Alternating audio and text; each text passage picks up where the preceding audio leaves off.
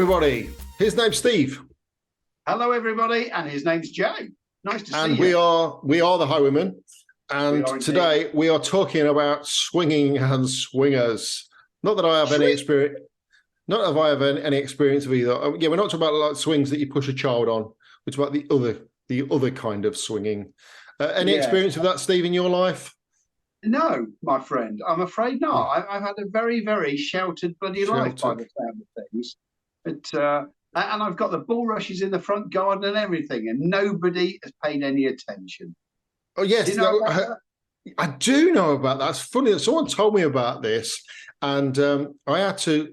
There's something else as well. There's the pampas grasses in the garden is a sign that you're a swinger, apparently. And there was something else, and it's an ornament, and I can't remember what it is now. Something in your house. Oh. I'm gonna have to Google it, and I'll add it on the bottom of the swinging house. And we've got pineapples. If you've got pineapples in your house, like plastic or fake pineapples, that's a sign as well that you're a swinger. We've got them in our house. We've got little silver pineapples. Well, then you must. You just don't know it. I just don't know. I'm a closet swinger. You just don't know. Yeah, I'm sure it's a pineapple in your house. So we do know a swinger, though. Okay, well, you and I do. Yeah, well, I'll name him and then I'm going to delete it out. Well, I've never discussed it with him. I think it's one of those things that we all know about. We've all heard. And but I did speak to a girl once who told me, I met this girl at the gym, I was talking to her, and she said, oh, we have a mutual friend. I said, oh, yeah, who's that? And she told me the person. And I said, oh, do you know him? And she said, oh, I can't tell you. So I knew that she was part of the community as well. So we do know somebody who's into swinging, but it's a fascinating thing. And again, it's something that I've seen on Channel 4. Louis Theroux. Did you ever see his little endeavor into swinging? I like Louis Theroux, yes. Yeah. So he did a bit of a thing on swinging. He was in America at the time. And all I remember is there's one particular group he was involved with. I think I'd have to say no. Because they were just, when I think of a swinging orgy, I think of like porn stars. Everyone's attractive. But it just wasn't the case. No, I can imagine that. I can imagine. And I honestly don't see how any proper relationship could survive the course with that. I genuinely don't. All I can think of is if you've had, and this is no disrespect to anybody that's had an arranged marriage, but if you're in either a marriage that you didn't marry for love, or that you were as a marriage of convenience or something like that, where you didn't feel any kind of loyalty, I suppose, to your partner, then that could stand the course of time. Do you know what I mean? That it could even be what keeps you together as a couple, because you're going out there, you're getting what you need from other people, not necessarily the person that you're supposed to be doing with, and so you've got that in common. But a normal relationship, and it doesn't matter if you're lesbian, homosexual, or heterosexual, if you love somebody, why? I don't quite understand how. I get giving it a go, don't get me wrong, I do kind of get that, but how can that then be sustainable over a long period of time? I'm going to sort of disagree, because I like to try and think outside the box, and I think of it in the like of like, when you have friends, like just friends,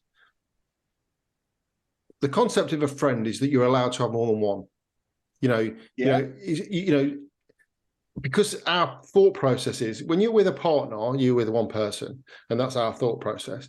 When you have friends, you have as many friends as you want. So you can go out with your friend on a Friday night, and then we can go out on a Friday night for a beer, and then I'll see you again on the Sunday. And I say, what did you do last night? Oh, I went out with, you go, oh, I went out with John. I don't go, you didn't.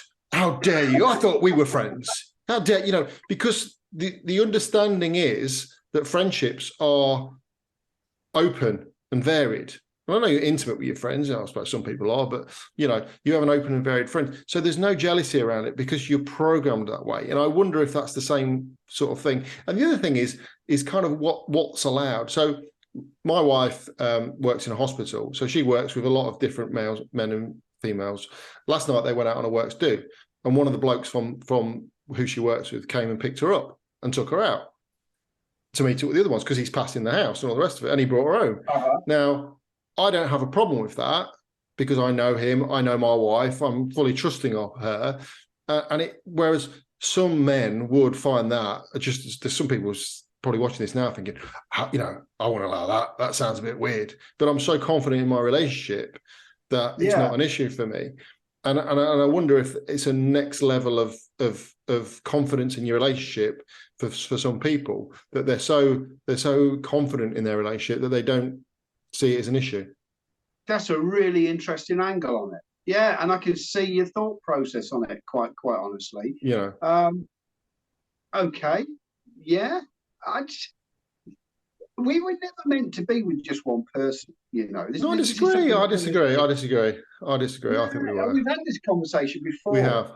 And this was sort of imposed by the church many years ago,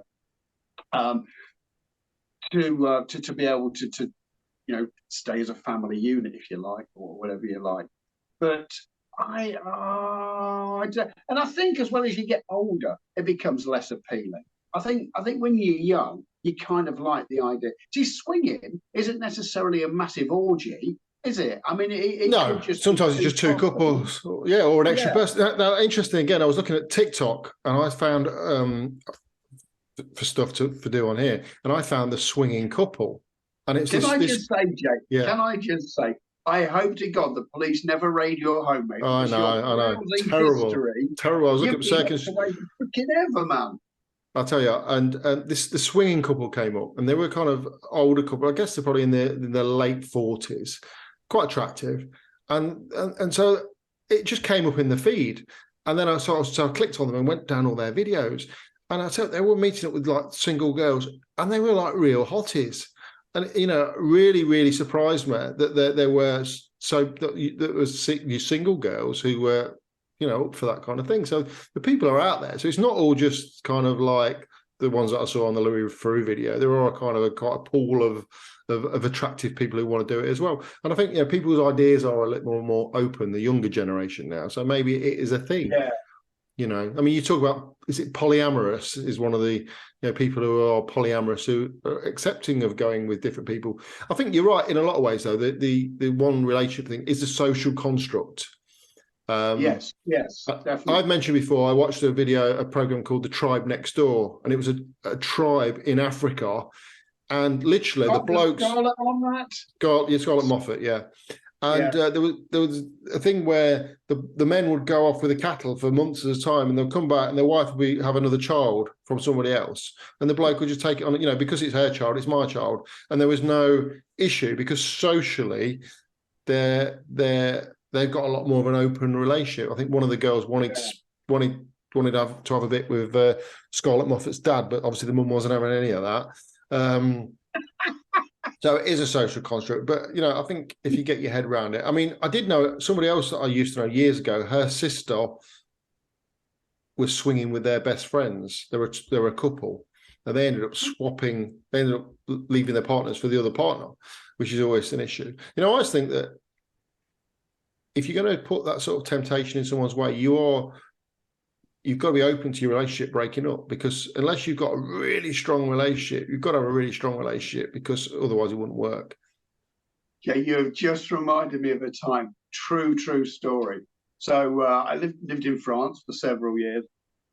And when we lived in Normandy, there was a guy called Fred, and he had a campsite. Okay, this campsite, and there was caravans dotted around and bits and places. Well, this guy, have you ever seen Heartbeat? Yes. Right, okay. I swear, this guy was a spitting image of Greengrass. The absolute spitting image. And furthermore, even more ironically, he had a dog that was exactly the same as Greengrass's bloody dog. And just to put it into perspective, what this bloke was like, I remember one time going round there, and he'd lost his dog. His dog had been missing for about 3 days. And he was worried, but he was so laid back. It was like, yeah, I don't know. Anyway, cut long story short, on day 4, he found his dog in the car where he'd left him from when he'd been out so many days before. dear. He took him to the shops, and there was the dog in the car. So that just kind of puts him into perspective. But at this campsite, you would be mortified if you'd booked to go there. Oh, really? The rules were he did nothing. Absolutely, he never mowed the grass. He never cleaned the toilets. He never did anything at all. You're staying there. If you want it clean, you do it. If you want to mow the lawn, help yourself. There's a mower. If you want to go and do your wash up, absolutely brilliant. If you don't want to do your wash up, leave it piled up. No one gives a shit. It was like that. Anyway, it was mostly Dutch people that came to this campsite. And I remember he had an annual barbecue every year. And the first time we went there, we were with two friends of ours, and we were introduced. This is honestly how it was. So that's Jan and Hans. Hi, everyone spoke it. That's we'll just go to English. That's Barbara and Tom. Hi. That's Bill and Jackie, and that was it. And there was probably about 12 couples. They were all couples, Jay. Every one of them, apart from Fred, who was single. But he had this lady who he never admitted was his girlfriend, but clearly was, and she used to run around after him. Anyway, the following year, back we go to this annual barbecue, and it's all the same faces, but sitting with different people. So now Barbara was with Hans. Oh, really? And they all just, the biggest arguments were who had what caravan. That was the biggest argument. Yeah, genuinely. And then the third year, we only ever went 3 times. The third year, they'd all changed again. The same people. No one new ever came. No one ever went. They just changed and then buggered off to different caravans at the end of the night. Wow. Yeah. Shocking. Forgot about that. So yeah, right. So I personally couldn't do it. I mean, I it's definitely something that I would never be interested in trying.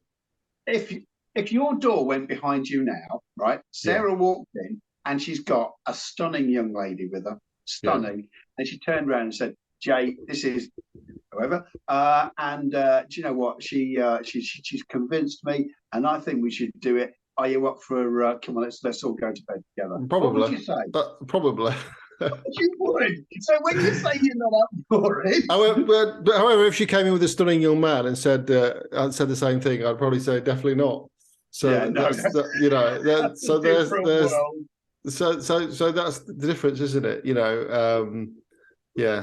That is the whole difference. You cannot change your fundamental makeup. You can't change it for all your morals and all your bits and pieces. I'm telling you now, if you turned around and Sarah was there, and I don't know, one of those girls that you said when we were talking about who does it for you, and they're both there going, "Come on, look, we've discussed it and we think it's going to be a great idea." You're not going to go, "My goodness, Sarah, I think that's a dreadful idea. I'm off to the pod." But I still think you've got to kind of think about potential aftermath of that. What would happen afterwards? Would she be jealous? Would be constantly thinking, "Oh, I bet you liked it with her better than me," and all those kind of things that would come out. And so there would be all that to talk about beforehand.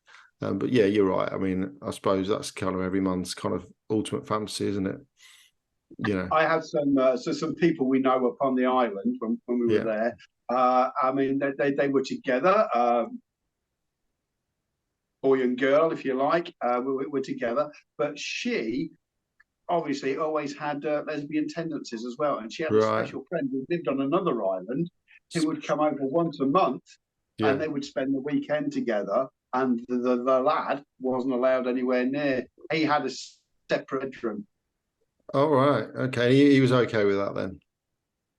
Well, I think he tolerated it. I don't think he was absolutely mad for it, to be truthful with you. I think from that point of view, it's one of those where it's you probably wouldn't feel quite as what's the word? Intimidated by it, because it's not like another man going for it. You know what I mean? If it was another man, you'd feel like you weren't performing enough. Whereas if it's another woman, it's a whole different ball game. Yeah. And it's poor negotiation on his part. What he should have done, he said, okay, that's fine. I'm for that. It's absolutely no problem. Once a month, she comes over, you do that. But it's on the understanding that I join in as well. Yeah, there you go. Yeah, at least I get a go. You have her for one night, and I have her for the second night. In fact, I did see another one on a. There was a couple. It was a video, like a documentary interview thing. There's a channel on YouTube called Soft White Underbelly, and it's really good. They interview just like sexual deviants and prostitutes and drug addicts and all that kind of stuff. And they were interviewing what they call is a cuckold couple. Now that's based on the premise of a cuckoo. You know, like a cuckoo takes over another bird's nest. You know, that's what a cuckoo does, takes over another bird's nest. And the idea is that the woman invites another man into the bed to humiliate the husband, basically.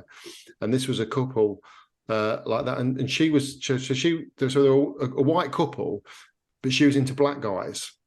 So basically, she would have sex with these black men, and he would be allowed to watch. And if the other guy let it, or video and stuff like that, and that was their kink.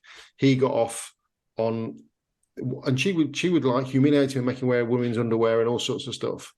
Why he was watching them. I mean, he must have got into it as well.